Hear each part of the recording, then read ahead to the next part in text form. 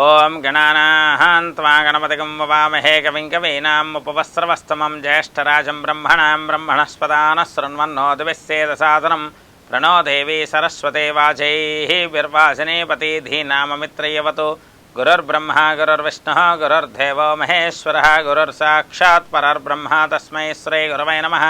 సదాశివసమారంభం వ్యాసశంకరమధ్యమాం అస్మదాచార్యపర్యంతం వందే గురుపరంపరాం.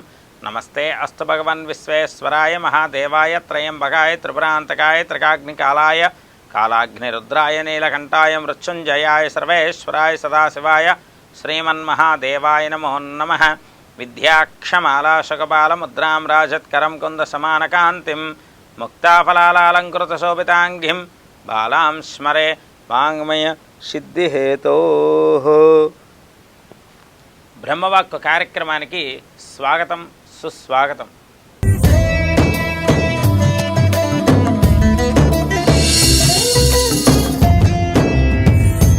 26/4/2025 శనివారం నేటి పంచాంగం.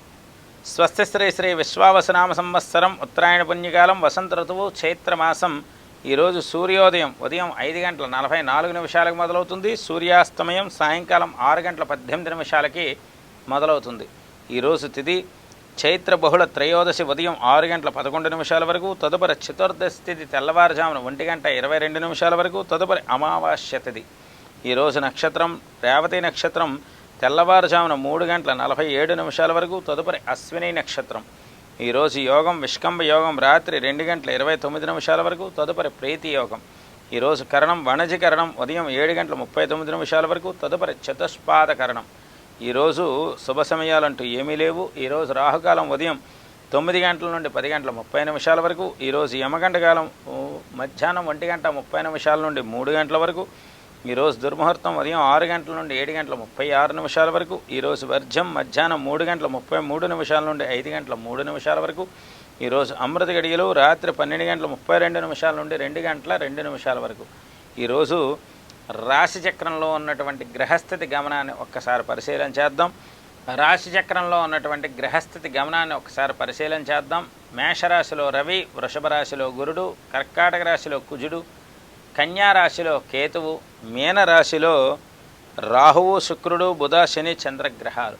ఇక్కడ రాశిచక్రంలో ఉన్నటువంటి చాలా విశేషమైన గ్రహ సంపత్తి యోగాన్ని మనం తెలుసుకుంటూ తదుపరి మనం తెలుసుకోబోయే అంశం నేటి విశేషం.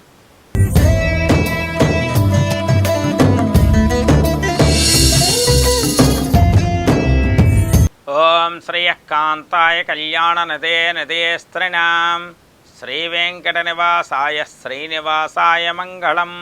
మంగళం కౌశలేంద్రాయ మహనీయ గుణాత్మనే చక్రవర్తి తనూజాయ సార్వభౌమాయ మంగళం.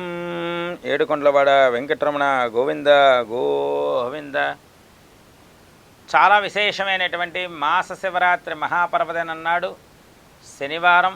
అందులో వెంకటేశ్వర స్వామి వారికి ప్రీతికరమైనటువంటి రోజు అవడం వల్ల జీవితకాల పర్యంతంలో మన యొక్క సద్గుణ సలక్షణ యోగాన్ని పొందడానికి మనకి ఇంతకన్నా అనువైన రోజు వస్తుందా అంటే ఇప్పట్లో రానిది అని చెప్పచ్చు.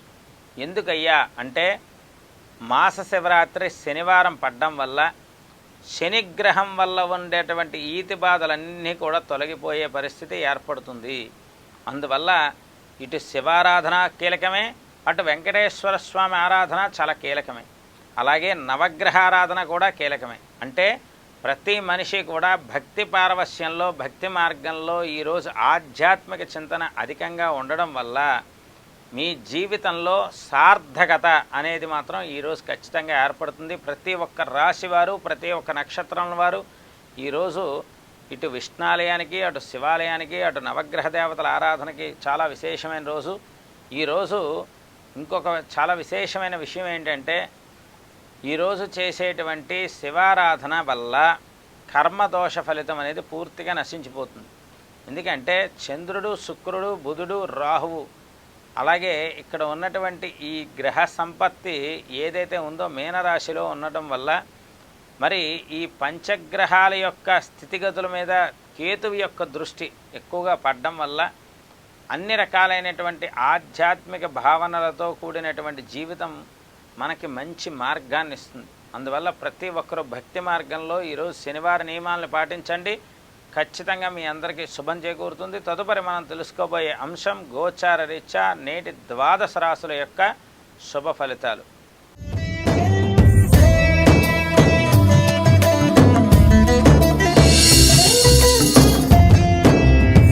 ముందుగా మేషరాశి.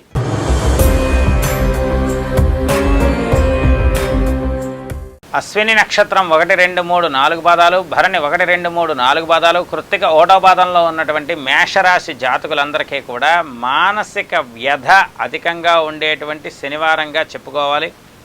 ఈ యొక్క మానసిక వ్యధకి మూలమైనటువంటి కారణం ద్వాదశంలో 5 గ్రహాలు వ్యయస్థానంలో ఉండడం వల్ల వచ్చినటువంటి సందర్భాలు అధికంగా ఉన్నాయి.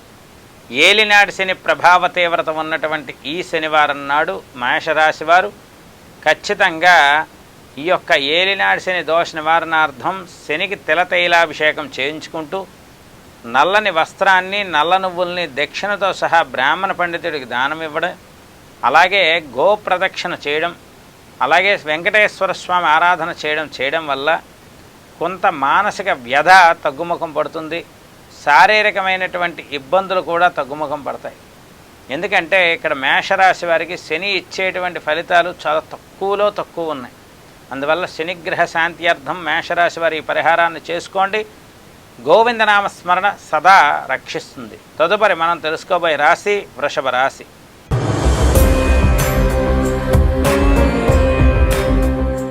కృత్తికా నక్షత్రం 2, 3, 4 పాదాలు, రోహిణి 1, 2, 3, 4 పాదాలు, మృగశిర 1, 2 పాదాల్లో ఉన్నటువంటి వృషభ రాశి వారికి సాధారణం కన్నా అధికమైనటువంటి శుభయోగ పరంపర అధికంగా ఉండి, ఇటు ఏకాదశంలో ఉన్నటువంటి శని భగవానుడిచ్చే కీలకమైనటువంటి అదృష్టయోగం, ఇటు ఏకాదశ స్థానంలో చంద్రుడు కూడా విశేషించి కలిసి రావడం ఈ యొక్క వృషభ రాశి వారికి కలిసి వస్తుంది. ఏ పని చేపట్టినా కూడా యోగవంతంగానే ఉన్నది. కాకపోతే ఈ యొక్క వృషభ రాశి వారు గోవిందనామ స్మరణ అధికంగా చేసుకోవడం వల్ల మీ యొక్క పనులు ఇంకా వేగవంతం అవుతాయనడంలో ఎటువంటి సందేహం లేదు. తదుపరి మనం తెలుసుకోబోయే రాశి మిథున రాశి.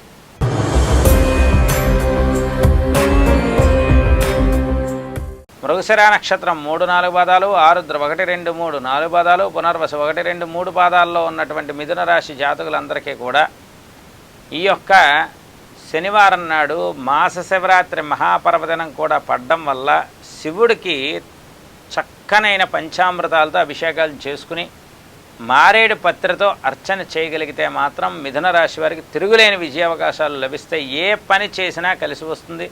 అన్నింటా విజయ సాధన అధికంగా ఉంటుంది. మొదటి నుండి చివరి దాకా ఉన్నటువంటి ప్రతి అంశము కూడా ఈ మిథున రాశి వారికి ఇక నుండి మంచి రోజులు వచ్చాయనేటువంటి సంకేతం శివారాధన వల్ల రావడం చెప్పుకోదగ్గ గమనార్హం. అందువల్ల ప్రతి ఒక్క మిథున రాశి వారు కూడా చక్కనైనటువంటి శివారాధన, నవగ్రహాల ప్రదక్షిణ చేయండి. చేపట్టబోయే ప్రతి పనిలో విజయం సాధిస్తారు ఈరోజు. తదుపరి మనం తెలుసుకోబోయే రాశి కర్కాటక రాశి.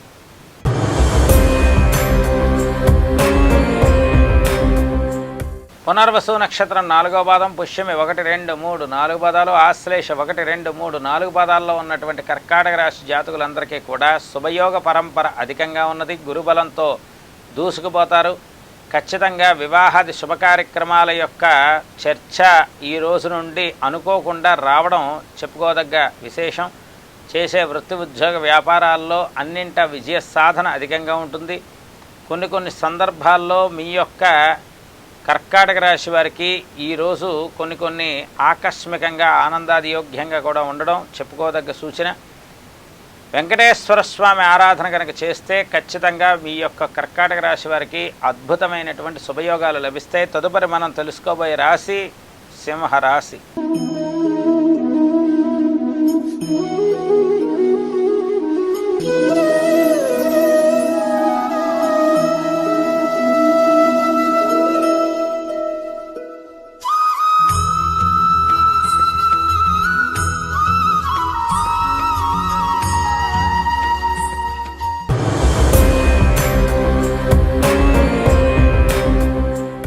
మఖా నక్షత్రం 1, 2, 3, 4 పాదాలు, పుబ్బా నక్షత్రం 1, 2, 3, 4 పాదాలు, ఉత్తరా నక్షత్రం 1వ పాదంలో ఉన్న సింహరాశి జాతకులందరికీ కూడా శనికి తిలతైలాభిషేకం చేయించుకోవాలి. నల్లని వస్త్రాన్ని, నల్ల నువ్వుల్ని బ్రాహ్మణ పండితుడికి దక్షిణతో సహా దానమివ్వాలి. అలాగే నవగ్రహాల యొక్క ఆరాధన అధికంగా చేయాలి. చేసే వృత్తి ఉద్యోగ వ్యాపారాల్లో కొన్ని అష్టమ చంద్ర దోషం వల్ల నిందలు పడేటువంటి యోగం కూడా ఉంటాయి. అందువల్ల పనులన్నీ నడక మీద సాగేటువంటి పరిస్థితులు కూడా ఈ యొక్క సింహరాశి వారికి ఉండడం వల్ల ప్రతి పనిలోని కూడా ఆర్థిక సౌజన్యకత అనేది ఆలోచించి నిర్ణయం తీసుకుంటే అన్నింటా విజయం సాధిస్తారు. ఈరోజు సింహరాశి వారు చక్కనైన నవగ్రహ దేవతారాధన చేయండి, కలిసి వస్తుంది. తదుపరి మనం తెలుసుకోబోయే రాశి కన్యా రాశి.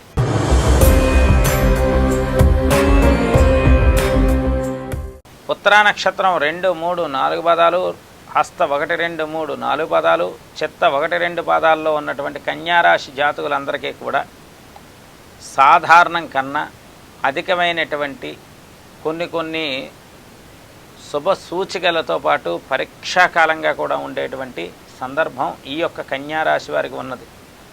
చాలా జాగ్రత్తగా ఆలోచించి మాట్లాడాలి. తొందరపడి మనవాళ్లే కదా అని తొందరపడి మాట్లాడితే అది ఒక ఉపద్రవం అయిపోతుంది మీకు. అందువల్ల సప్తమ చంద్రుడి యొక్క యోగం ఉన్నది కావున ఈరోజు వెంకటేశ్వర స్వామి ఆరాధన చేయండి. ఖచ్చితంగా స్వామి అనుగ్రహం వల్ల, స్వామికి తులసి పత్రితో అర్చన చేయడం వల్ల మీకు కలిసి వస్తుంది. తదుపరి మనం తెలుసుకోబోయే రాశి తులారాశి.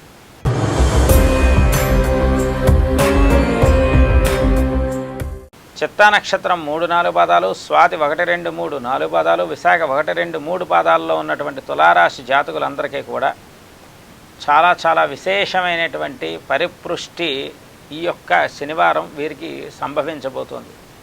విశేషమైన పరిపృష్టి అంటే అర్థం ఏమిటి అంటే ఆనందం. ఈ ఆనందం అనేది వీరికి అనుకోకుండా వీరికి శుభసూచికంగా ఉంటుంది. వెంకటేశ్వర స్వామి ఆరాధన చేయడం వల్ల ఈ ఆనందం రెట్టింపు అవుతుంది. తదుపరి మనం తెలుసుకోబోయే రాశి వృశ్చిక రాశి.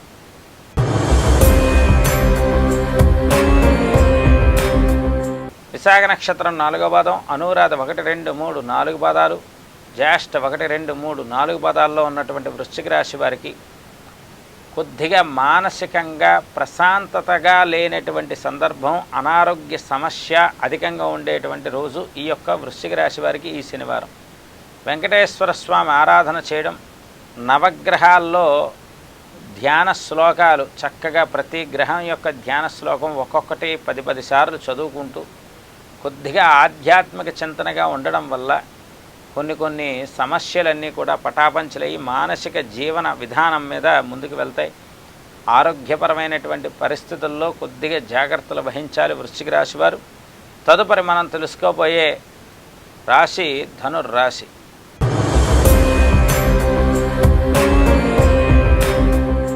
మూలా నక్షత్రం 1, 2, 3, 4 పాదాలు, పూర్వాషాఢ 1, 2, 3, 4 పాదాలు, ఉత్తరాషాఢ 1వ పాదంలో ఉన్నటువంటి ధనుర్రాశి జాతకులందరికీ కూడా ఈరోజు మాస శివరాత్రి మహాపర్వదినం నాడు ఆకస్మిక ఆనందాది యోగ్యంతో పాటు కొన్ని సందర్భాలలో మీరు తీసుకునే నిర్ణయాలకి ప్రపంచమంతా కూడా ప్రశంసల జల్లు కురిసేటువంటి విధానం, అన్ని రకాలైనటువంటి అరిష్టాలు తొలగిపోయే విధానం ఈ యొక్క మాస శివరాత్రి విశ్వావసనామ సంవత్సరంలో చైత్రమాసంలో ధనుర్రాశి వారికి ఇవ్వబోతోంది. గురుడి యొక్క యోగంతో శత్రువులు మిత్రులు అవుతారు. అన్నింటా శివారాధన ఈ యొక్క ధనుర్రాశి వారికి బాగా కలిసి వస్తుంది. వెంకటేశ్వర స్వామి ఆరాధన అత్యంత కీలకవంతం. చక్కగా చేసుకుంటూ మరి అర్ధాష్టమ శనిదోష నివారణార్థం శనికి తిలతైలాభిషేకం చేయాలి. నల్లని వస్త్రాన్ని, నల్ల నువ్వుల్ని దక్షిణతో సహా బ్రాహ్మణ పండితుడికి ఇవ్వడం వల్ల మీకు అన్నింటా శుభయోగాలు లభిస్తాయి. తదుపరి మనం తెలుసుకోబోయే రాశి మకర రాశి.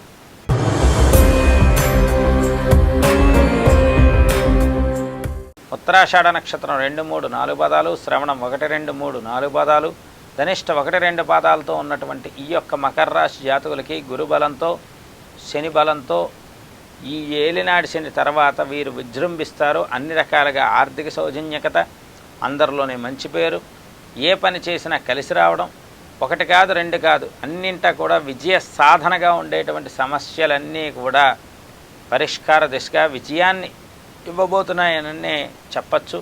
అందువల్ల ప్రతి ఒక్క మకర రాశి వారు వెంకటేశ్వర స్వామి ఆరాధన చేయండి, జీవితం స్థిరపడుతుంది. తదుపరి మనం తెలుసుకోబోయే రాశి కుంభరాశి.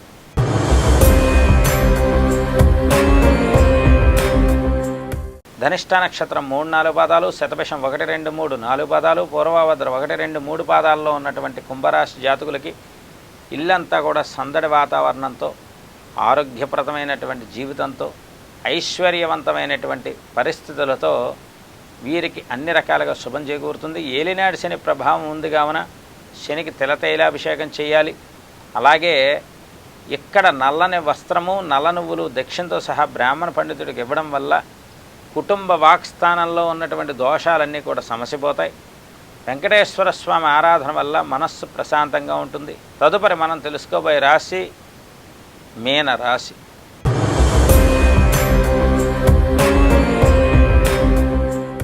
పూర్వభద్ర నక్షత్రం 4వ పాదం, ఉత్తరాభద్ర 1-2-3-4 పాదాలు, రేవతి 1-2-3-4 పాదాల్లో ఉన్నటువంటి మీనరాశి జాతకులకి శనికి తిలతైలాభిషేకం ఖచ్చితంగా ఈరోజు శనివారం నాడు చేసి తీరాలి.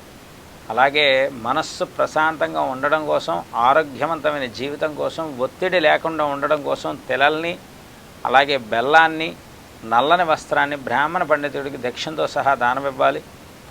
మీ మీద, మీ ఉద్యోగంలో మీ యొక్క సహచరుల యొక్క దృష్టి మీ మీద పడకుండా ఉండడం కోసం ఈరోజు చేసే నవగ్రహ దేవతల ఆరాధన మీకు బాగా కలిసి వస్తుంది. ఈ విధంగా 12 రాశులకి నేటి శుభ ఫలితాలు చెప్పాం.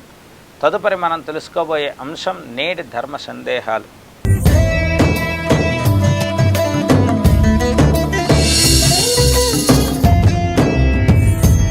ఓం సజ్జోజాతం ప్రపద్యామి సజ్జోజాతాయ వై నమో నమః. భవే భవేనాది భవే భవస్వమాం భవోద్భవాయ నమః. వామదేవాయ నమో. జ్యేష్ఠాయ నమః, శ్రేష్ఠాయ నమో, రుద్రాయ నమః, కాలాయ నమః, కలవికరణాయ నమః, బలవికరణాయ నమః, బలాయ నమః, బలప్రపదనాయ నమః, సర్వభూతతమనాయ నమః, మనోన్మనాయ నమః. అఘోరేభ్యో దఘోరేభ్యో ఘోరఘోరధరేభ్యః సర్వేభ్యः సర్వసర్వేభ్యో నమస్తే అస్తరుద్రూపేభ్యः. తత్పురుషాయ విద్మహే మహాదేవాయ ధీమహి తన్నో రుద్ర ప్రచోదయాత్.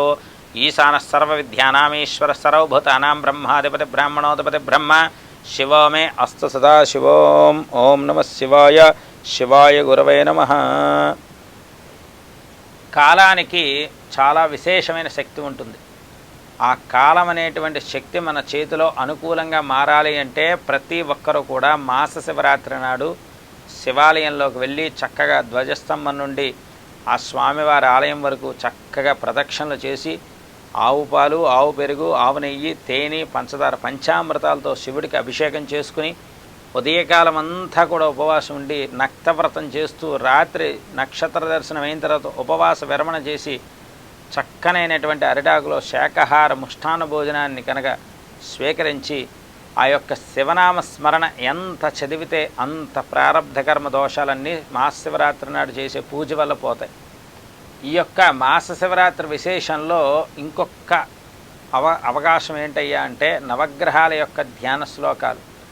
శివరాత్రి నాడు పరమేశ్వరుడి యొక్క ఆరాధన చేస్తూ ఈ యొక్క ప్రదక్షిణలు కూడా చేసుకుంటూ ఉదయకాలం అంతా ఉపవాసం ఉన్న తర్వాత ఈ యొక్క మహాశివరాత్రి నియమాన్ని సరిగ్గా పాటించగలిగిన నాడు అన్నింటా కూడా శివాజ్ఞతో మనకున్నటువంటి అప్పులన్నీ తీరిపోయి పరమేశ్వరుడి యొక్క ఆజ్ఞతో భవసాగర సంసార సాగరంలో సుఖవంతమైన జీవితాన్ని పొందుతారు. ఈ విధంగా నేటి మాస శివరాత్రి మహాపర్వదినాల్లో ఉన్నటువంటి ప్రతి విషయాన్ని మనం తెలుసుకుంటూ రేపు ఆదివారం అమావాస్య మహాపర్వదినం చాలా విశేషమైనటువంటి సూర్యారాధనతో రేపు మళ్ళీ కలుద్దాం.